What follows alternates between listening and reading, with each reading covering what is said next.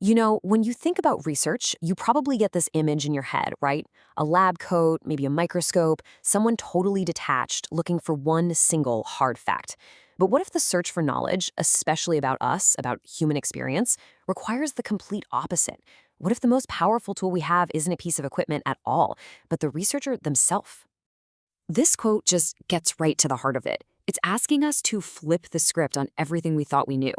It's this powerful shift away from seeing our own humanity, our experiences, our biases, our perspectives, as some kind of bug in the system that we need to eliminate.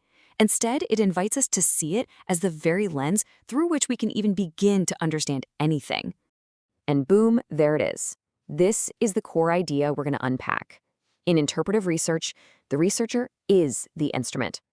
Your unique point of view isn't a problem, it's not a flaw, it's the central feature. So the real question isn't how do we get rid of the human element? The question is, if the human is the instrument, how do we make sure it's well calibrated? So to really get this idea of the human instrument, we have to look at how it's calibrated.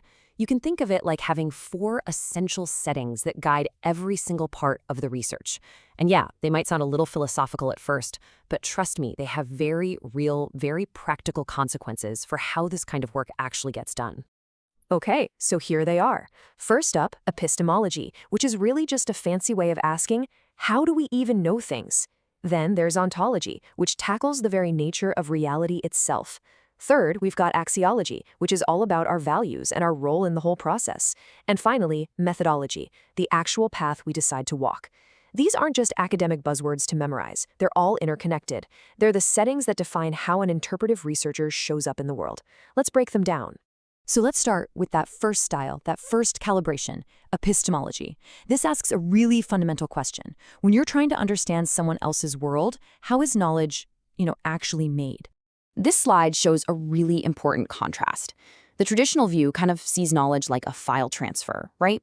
An expert researcher interviews a subject and just extracts facts, like downloading a file from their brain. But the interpretive view says, nope, that's not how it works at all. Knowledge is co-constructed. It doesn't just live in one person's head, it emerges in that dynamic electric space between people. It's shaped by trust, by relationship, by the unique chemistry of that specific human encounter. So what this really means is that you can't just neatly separate the knowledge from the relationship that created it. They're tangled up together. And actually, the more trust you build, the deeper the conversation, the more tangled up you become. But here's the key shift. That entanglement isn't a problem to be fixed. It's just a fundamental reality of the work, and one you have to navigate with a whole lot of honesty and self-awareness. Okay, so follow me here. If knowledge is built together in a relationship, what does that imply about reality itself? This question leads us directly to our second calibration, ontology. Well, if knowledge is relational, then it doesn't make sense to believe in one single fixed reality that's just out there waiting to be discovered like some kind of buried treasure. Instead, you have to accept that there are multiple realities, many legitimate, equally valid realities. Just think about it. 2 people can go to the exact same concert and have completely different experiences. They inhabit totally different experiential worlds. The goal isn't to figure out which one is the true version. The goal is to understand and respect both of those worlds. And doing this is a profound act of respect. It gives the researcher permission to just hold conflicting truths at the same time, to sit with them, to let them be in dialogue, instead of rushing to decide which one is right. It frees you from this impossible burden of trying to be some distant, all-knowing judge. All right, so for saying the researcher is deeply involved and that multiple realities are a thing, you might be asking, how does this not just become a total free-for-all? How do we make sure this work is still rigorous and responsible? And that's a great question. It leads us right to our last 2 calibrations, axiology and methodology. This brings us to axiology, which really just boils down to intellectual honesty. It's this deep commitment the researcher makes to be totally transparent about their own position. Who are you? What biases and assumptions are you bringing to the table? What did you expect to find?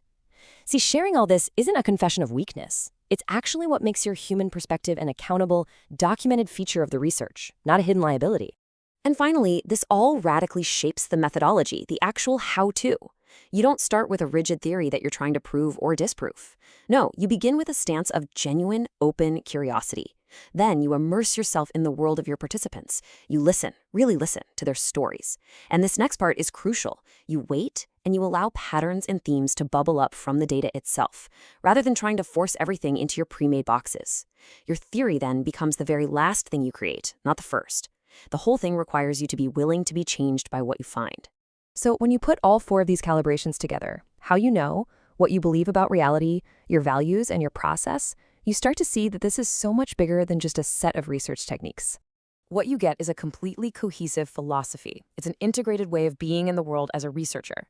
It means you are actively engaged in relationships, you are constantly and honestly looking at your own role in things, you are transparent about where you're coming from, and maybe most importantly, you stay fundamentally open to having your mind, your whole perspective, changed by the people you meet.